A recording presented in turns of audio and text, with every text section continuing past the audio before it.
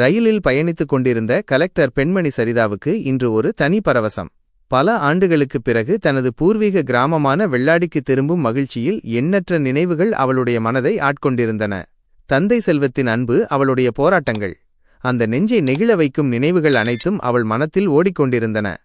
ரயில் நிலையம் வந்தடைந்ததும் அவள் ஜன்னலுக்கு வெளியே ஒரு பார்வை விட்டு பார்த்தாள்.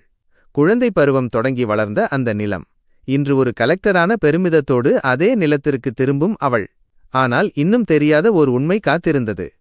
நிலையத்திலிருந்து வெளியே வரும் வழியில் திடீரென்று அவளுடைய கண்கள் படிக்கட்டு ஓரத்தில் அமர்ந்திருந்த ஒரு பிச்சைக்காரன் மீது விழுந்தன. முதலில் அவள் அவனை பொருட்படுத்தாமல் சென்றுவிட்டாள். ஆனால் மனம் ஓரிடத்தில் நின்றுவிட்டது. ஏதோ ஒரு அதிர்ச்சி. திரும்பி பார்த்தாள். அந்த பிச்சைக்காரன் தன் கிண்ணத்திலிருந்த சில நாணயங்களை எண்ணிக்கொண்டிருந்தான். அவள் மெதுவாக அவனிடம் சென்றாள். கண்களை நம்ப முடியவில்லை. உடல் நடுங்க, கண்களில் நீர் மலர்ந்தது. நீங்களா இப்படி இருக்கிறீர்கள் என்று குரல் நடுங்க கேட்டாள். அந்த பிச்சைக்காரன் தலையை மெதுவாக எடுக்க அவள் முகத்தை பார்த்தான். உடனே அவன் கண்களில் கண்ணீர் பெருகியது. அந்த கணம் இருவருக்கும் மட்டுமல்ல, பார்ப்பவர்களின் இதயத்தையும் உருக்கியது. ஆனால் யார் இந்த பெண்? அவள் யாரை அப்பா என்று அழைக்கிறாள்? அவர் உண்மையில் அவளுடைய தந்தையா? எப்படி ஒரு கலெக்டர் பெண்ணின் தந்தை பிச்சைக்காரனாக மாறிவிட்டார்? இதுவரை நடந்தது என்ன? அந்த நெஞ்சை கொள்ளை கொள்ளும் சம்பவத்தின் முழு உண்மையை இப்போது அறியலாம். ஒரு சிறிய கிராமமான வெள்ளாடியில் சின்னதொரு குடும்பம். அவர்கள் பணக்காரர்கள் அல்ல, ஆனால் பெரிய கனவுகளுடன் வாழ்ந்தார்கள். அந்த குடும்பத்தில் அப்பா செல்வம், அம்மா மாலதி, 10ஆம் வகுப்பு படிக்கும் ஒரு சிறுமி சரிதா. சரிதா ஒரு புத்திசாலி மாணவி. அவளுக்கு புத்தகங்களை பிடிப்பது மட்டுமல்ல, வாழ்வில் உயர்வதைப் பற்றிய கனவுகளும் உண்டு. ஆனால் அவளது கனவுகளை விட பெரியது அவளுடைய பெற்றோரின் கனவு. எங்கள் மகள் படித்து பெரிய அதிகாரியாக வேண்டும், கிராமத்திற்கே பெருமை சேர்த்தாக வேண்டும். இதுவே அந்த தாய் தந்தையின் ஒரே ஆசை. அவர்கள் மிகவும் ஏழை நிலையில் வாழ்ந்தாலும் மகளின் படிப்புக்காக எதையும் தியாகம் செய்ய தயாராய் இருந்தார்கள். அதனால்தான் 2 குழந்தைகளை நாங்கள் வளர்க்க முடியாது, ஆனால் ஒருத்தியாவது வாழ்வில் உயர வேண்டும் என நினைத்தார்கள். அவர்களின் வாழ்க்கை என்பது மகளுக்காக செய்த தியாகங்களின் தொடர்ச்சி. பகலெல்லாம் சுண்ணாம்பு கிடங்கில் வேலை, தூசி, புகை, கடுமையான உழைப்பு. ஆனால் அந்த உழைப்பை அவர்கள் சந்தோஷமாக ஏற்றுக்கொண்டார்கள். ஏனென்றால் அந்த உழைப்பின் பயன் அவர்களின் மகள் சரிதா. எங்கள் மகள் பெரிய அதிகாரி ஆக வேண்டும். இதுதான் அந்த தாய் தந்தையின் ஏகாந்த ஆசை. 10ஆம் வகுப்பு முடிந்து சரிதா மாவட்டத்தில் முதலிடம் பெற்றாள். கிராமமே கொண்டாடியது. நீ இனியும் படிக்க வேண்டும், அதிகாரியாக வேண்டும் என்று அனைவரும் ஊக்கமளித்தார்கள். இதையெல்லாம் கண்ட மாலதிக்கு உயிர் மட்டுமில்லை, உடல்நிலையும் மோசமாயிற்று. திடீரென்று உயிரிழந்தார். அவளது இறப்பு செல்வத்திற்கும் சரிதாவிற்கும் பேரதிர்ச்சியாக இருந்தது. ஆனால் அவர் மரணத்திற்கு முன், நம் மகள் படிப்பை நிச்சயமாக நிறைவு செய்ய வேண்டும் என்றதே அவரது கடைசி ஆசை. அம்மாவின் இறப்பு சரிதாவின் இதயத்தை உடைத்தது. ஆனால் அவள் தந்தை செல்வம் உறுதி கொண்டார். சரிதா, உன் அம்மாவின் ஆசையை நீ நிறைவேற்ற வேண்டும் என்றார். அம்மாவின் ஆசையை நிறைவேற்ற சரிதா மீண்டும் உற்சாகத்துடன் படிப்பை தொடர்ந்தாள். பல இரவுகள், பல நாள் கடுமையான உழைப்பு. இறுதியாக 12ஆம் வகுப்பு தேர்வில் மிகுந்த மதிப்பெண்களுடன் வெற்றி பெற்றாள். இப்போது சரிதா பட்டப்படிப்பிற்குச் செல்ல வேண்டும். ஆனால் இது அரசு பள்ளியில் படிப்பதைப் போல இல்லை. அவளது கல்விக்காக பல செலவுகள், புத்தகங்கள், கட்டணம், கல்லூரி செலவுகள் அனைத்தும் பெரும் சவாலாக மாறின. காலையில் சுண்ணாம்பு கிடங்கில் வேலை, மாலையில் கூலி வேலை. மகளுக்காக உயிரையும் பொருட்படுத்தாமல் உழைத்தார் செல்வம். சரிதா தனது தந்தை மிகவும் கடினமாக உழைக்கிறார் என்பதை உணர்ந்தாள். தந்தையின் அன்புக்கும் தியாகத்திற்கும் பதிலாக அவள் மேலும் முயற்சி செய்ய தொடங்கினாள். பட்டப்படிப்புடன் இணைந்து UPSC மற்றும் SSC தேர்வுகளுக்கு தயாராக முனைந்தாள். கல்லூரியில் இந்த தேர்வுகளின் முக்கியத்துவத்தை அறிந்தவுடன், இது ஒருவரை நேரடியாக அதிகாரியாக மாற்றக்கூடிய வாய்ப்பு என்பதால் அதனை இலக்காக வைத்துக் கொண்டாள். காலம் கடந்தது. சரிதா தனது பட்டப்படிப்பை வெற்றிகரமாக முடித்தாள். இதை கேட்ட கிராம மக்கள் செல்வத்திடம், உங்கள் மகள் இப்போது வளர்ந்துவிட்டாள், அவளுக்கு திருமணம் செய்து வைக்க வேண்டும் என கூறினார்கள். ஆனால் செல்வம், என் மகளை முதலில் ஒரு பெரிய அதிகாரியாக்க வேண்டும், அதன் பின்னரே திருமணத்தைப் பற்றி சிந்திப்பேன் என்றார். கிராம மக்கள் அவரை கேலி செய்ய தொடங்கினர். அதிகாரியாவது இது எளிதான காரியமா? உங்கள் மகள் எப்படி ஒரு அதிகாரியாவாள் என்று கேள்வி எழுப்பினர். சரிதா UPSC மற்றும் SSC தேர்வுகளுக்கு தயாராக தில்லி செல்ல வேண்டியிருந்தது. ஆனால் மனதில் ஒரு குழப்பம். நான் தில்லிக்கு போனால் அப்பாவுக்கு எப்படி போகிறார்கள்? அவர் என் பொருட்டு இப்போது கடுமையாக உழைக்கிறார். என் பயிற்சிக்காக செலவழிக்க அவரிடம் எங்கு பணம் இருக்கப் போகிறது? இந்த எண்ணங்களால் அவள் அமைதியாக வீட்டிற்குள்ளேயே அமர்ந்து கல்லூரிக்குச் செல்லாமலே இருந்தாள். ஒரு நாள் செல்வம் இதை கவனித்து, நீ ஏன் இப்போதெல்லாம் படிக்கப் போவதில்லை என்று கேட்டார். முதலில் சரிதா அமைதியாக இருந்தாள். பின்னர், அப்படி எதுவும் இல்லையப்பா. என் படிப்பு முடிந்துவிட்டது. இப்போது நான் வேலைக்கு விண்ணப்பம் செய்வதற்கு தயாராக இருக்கிறேன் என்று பதிலளித்தாள். அதை கேட்டதும் செல்வம் ஆச்சரியம் அடைந்தார். என் மகள் எப்போதும் பெரிய அதிகாரியாக வேண்டும் என நினைத்தேன். ஆனால் இன்று அவள் வெறும் வேலைவாய்ப்பு பற்றி பேசுகிறாள். அவர் அருகில் அமர்ந்து, மகளே, என்ன நடந்தது, சொல்ல முடியுமா என கேட்டார். அந்த கேள்வியை கேட்டவுடன் சரிதாவின் கண்கள் கண்ணீரால் நிரம்பின. அவள் தன் தந்தையின் தோளில் சாய்ந்து அழுதாள். அப்பா, தில்லியில் பயிற்சி பெற வேண்டுமென்றால் நிறைய செலவாகும். உங்களிடம் அவ்வளவு பணமில்லை. நீங்கள் எந்த அளவுக்கு உழைத்தீர்களோ அந்த முழு பணத்தையும் என் படிப்பிற்காகவே செலவழித்து விட்டீர்கள். இனி உங்களுக்கு மேலும் சுமையாக இருக்க விரும்பவில்லை. இதை கேட்டதும் செல்வம் ஒரு நிமிடம் அமைதியாக இருந்தார். பிறகு ஒரு தீர்மானத்துடன் மகளின் கையை பிடித்தார். மகளே, உன் தாய் சொன்னது ஒருபோதும் பொய்யாக கூடாது. நீ ஒரு அதிகாரியாக மாறி எங்கள் கனவை நிஜமாக்க வேண்டும். பணப்பிரச்சனையை நான் பார்த்துக் கொள்கிறேன். இதை கேட்டதும் சரிதாவின் கண்கள் கண்ணீரால் நிரம்பின. செல்வம் தனது மகளை நேரடியாக பார்த்து, மகளே, நீ மிகவும் புத்திசாலியாய் இருக்கிறாய். நீ படித்து பெரிய அதிகாரியாக வேண்டும். உனக்கு எவ்வளவு பணம் தேவை என்று மட்டும் கூறு. நான் அவ்வளவு பணத்தை உடனடியாக ஏற்பாடு செய்து உனக்கு தருகிறேன். நீ எந்த சிரமமும் அனுபவிக்க தேவையில்லை என்று கூறினார். இதை கேட்ட சரிதா, அப்பா, நிறைய பணம் தேவைப்படும். எங்கிருந்து இவ்வளவு பணம் கொண்டு வருவீர்கள் என்று கவலையுடன் கேட்டாள். செல்வம் அவளை பார்த்து, நீ இதை பற்றி கவலைப்பட தேவையில்லை. நான் இருக்கும் வரை நீ படிக்க வேண்டும் என்றார். மகளும் இதை கேட்டதும் கொஞ்சம் உற்சாகமடைந்து, சரியப்பா, நீங்கள் உதவி செய்தால் கண்டிப்பாக என்னால் பெரிய அதிகாரியாக வர முடியும் என்று உறுதியுடன் கூறினாள். அப்பா, இப்போதைக்கு 25,000 ரூபாய் போதுமானது என்று கூறினாள். ஆனால் செல்வம், இல்லை, நீ அதிகாரியாகும் வரை உன் தேவைக்கேற்ப தொகையைச் சொல். நான் அவ்வளவு பணத்தை ஏற்பாடு செய்து கொடுப்பேன். அந்த தொகையில் நீ உன் மேற்படிப்பை தொடரலாம் என்றார். இதை கேட்ட சரிதா, அப்பா, குறைந்தபட்சம் 2.5 லட்சம் ரூபாய் தேவைப்படும். எங்கிருந்து இவ்வளவு பணம் ஏற்பாடு செய்வீர்கள் என்று கவலையுடன் கேட்டாள். செல்வம், நீ கவலைப்படாதே. அவ்வளவு பணத்தை நானே ஏற்பாடு செய்கிறேன் என்று மகளுக்கு நம்பிக்கை அளித்தார். பின்னர் தனது வீட்டை விற்பதை பற்றி கடன் கொடுத்தவரிடம் பேசினார். அவருக்கு வேறு எந்த நிலமும் இல்லாததால் மகளின் எதிர்காலத்திற்காக வீட்டை விற்க தீர்மானித்தார்.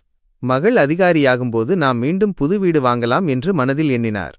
வழக்கமாக கடன் தருபவரிடம் சென்ற செல்வம், ஐயா, தயவு செய்து இந்த வீட்டை விற்று என் மகளின் கல்விக்காக பணம் தாருங்கள். ஆனால் அவளுக்கு இது பற்றி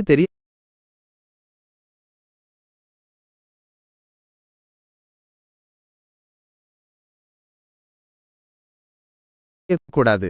அவள் நகரத்திற்கு செல்லும் வரை இந்த வீட்டிலேயே தங்கிக் கொள்கிறோம் என்று கூறினார். கடன் கொடுத்தவர் சம்மதித்து வீட்டிற்கு ஈடாக 5 லட்சம் ரூபாய் வழங்கினார். மீதமுள்ள 1 லட்சம் ரூபாயில் செல்வம் கடனை அடைத்துவிட்டு, நான் இந்த வீட்டில் தங்கும் வரை அதை வாடகையாக கருதுங்கள் என்று கூறினார். இதன் பிறகு செல்வம் தனது மகளை நகரத்திற்கு கொண்டு சென்றார். அங்கு அவர் சரிதாவுக்காக ஒரு வங்கிக் கணக்கு திறந்து பணத்தை செலுத்தி பாஸ்புக்கை அவளிடம் கொடுத்தார்.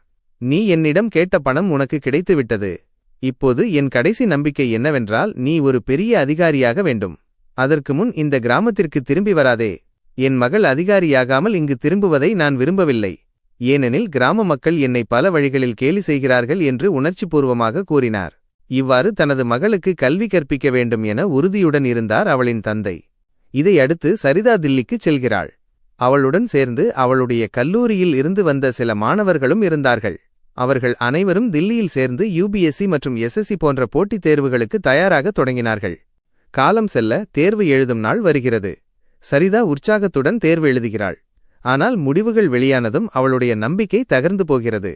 காரணம், அவள் முதன்முதலாக எழுதிய தேர்வில் தோல்வியடைந்திருந்தாள். இதை கேட்டதும் அவளுடன் சேர்ந்திருந்த தோழிகள் ஏமாற்றமடைந்து தங்கள் வீடுகளுக்கு திரும்பிவிடுகிறார்கள். ஆனால் சரிதா விலகவில்லை.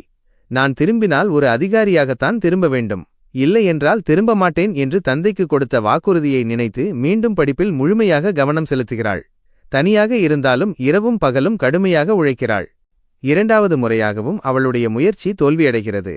ஆனால் இம்முறையும் அவள் மனமுடையவில்லை. தன்னம்பிக்கையுடன் 3வது முறையாக களம் இறங்கி தொடர்ந்து முயற்சி செய்கிறாள். பல மாதங்களின் கடுமையான உழைப்பிற்குப் பிறகு இறுதியாக அவள் தேர்வில் வெற்றி பெறுகிறாள். நேர்காணலையும் வெற்றிகரமாக முடித்து கலெக்டராக நியமிக்கப்படுகிறாள். இந்த செய்தி அறிந்தவுடன் சரிதா அடைந்த மகிழ்ச்சிக்கு அளவே இல்லை. சந்தோஷத்தில் துள்ளி குதித்த அவள் உடனே தனது கிராமத்திற்கு திரும்ப தயாராகிறாள்.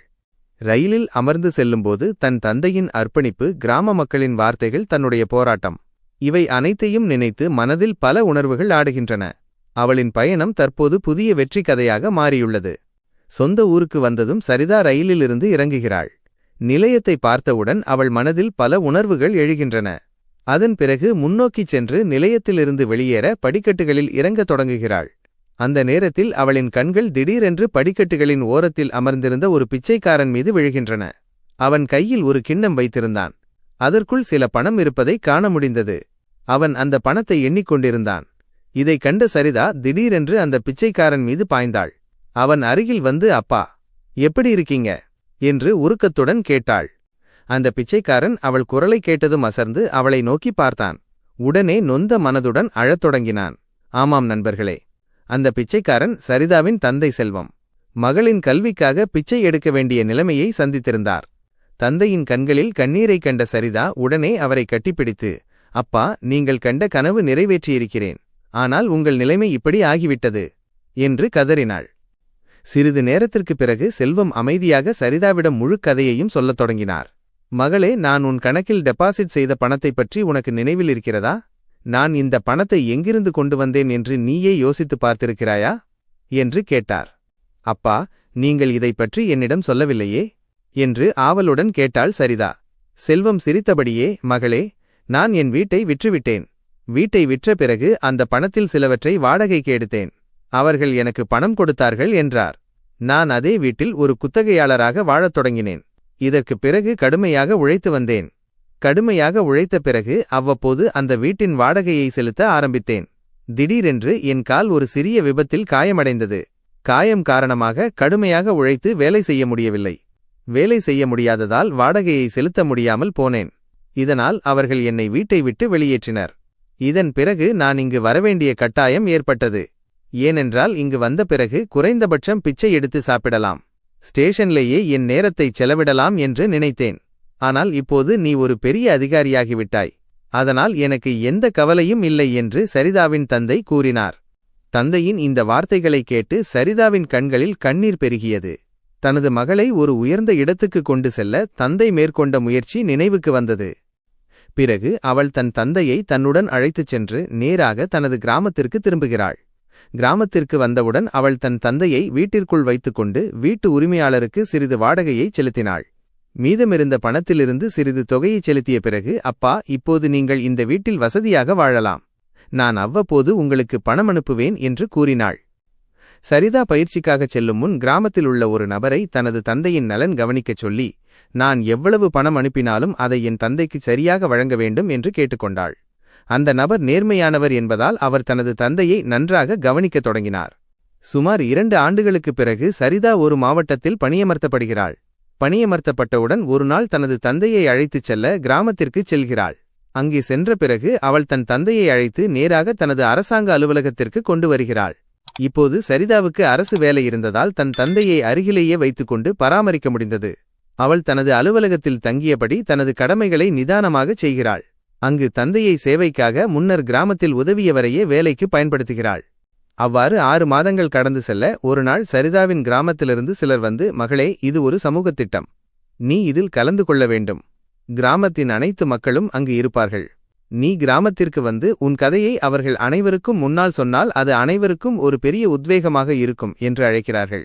சரிதா முதலில் அதை மறுக்கிறாள். ஆனால் கிராம மக்கள் பொருட்படுத்திய பிறகு அவள் அவர்களது அழைப்பை ஏற்றுக்கொள்கிறாள். விழா நாள் வந்தவுடன் சரிதா தனது தந்தையுடன் நேராக ஒரு அரசாங்க காரில் தனது கிராமத்திற்குச் சென்று விழாவில் இணைகிறாள். மேடையில் சென்ற பிறகு தனது தந்தை செய்த தியாகங்களை அனைத்து கிராம மக்களுக்கும் முன் சொல்லத் தொடங்குகிறாள். கிராம மக்கள் அவளுடைய போராட்டத்தின் முழு கதையையும் கேட்டபோது அவர்கள் கண்களில் கண்ணீர் வழியத் தொடங்கியது. அனைவரும் செல்வத்திற்கு மேலும் அதிக மரியாதை செலுத்தத் தொடங்கினர். அவரது தியாகமும் மகளுக்காக எடுத்த கடினமான முடிவுகளும் அனைவரின் மனத்தையும் கொள்ளை கொண்டன. இதற்கு பிறகு சரிதா தனது பணியை தொடர்ந்து செய்தாள். சுமார் 2 ஆண்டுகள் கழித்து அவள் இப்போது தனக்கு சமமான பதவியில் உள்ள ஒரு அதிகாரியை மணக்கிறாள். திருமணத்திற்கு முன் அந்த அதிகாரியிடம், எனக்கு ஒரு தந்தை இருக்கிறார். திருமணத்திற்கு பிறகு அவர் எங்களுடன் இருப்பார் என்று ஒரு நிபந்தனையை விதித்திருந்தாள். முதலில் அந்த அதிகாரி இதனை மறுத்துவிட்டார். ஆனால் சரிதா தனது தந்தையின் தியாகத்தைப் பற்றி அவரிடம் விவரமாக கூறியபோது அவர் உணர்ச்சியுடன் அவளை பார்த்து, சரி, உன் தந்தையும் நம்மோடு இருப்பதில் எந்தவிதமான பிரச்சனையும் இல்லை என்று சம்மதித்தார். இப்போது சரிதா தனது தந்தையை தன்னுடன் வைத்துக்கொண்டு தனது கணவருடன் மகிழ்ச்சியுடன் தனது திருமண வாழ்க்கையை தொடர்கிறாள். நண்பர்களே, இது மிகவும் ஏழ்மையான குடும்பத்திலிருந்து வந்த ஒரு பெண்ணின் கதை. தனது தந்தையின் கனவுகளை நிறைவேற்ற அவள் இரவும் பகலும் கடுமையாக உழைத்தாள். கடுமையாக உழைத்து எதிர்நீச்சல் போட்டு தனது இலக்கை அடைந்தாள். மறக்காம சேனலை சப்ஸ்கிரைப் செய்து பக்கத்தில் இருக்கும் பெல் பட்டனை ஆன் செய்யுங்கள். உங்க நண்பர்களுக்கு ஷேர் செய்யுங்கள்.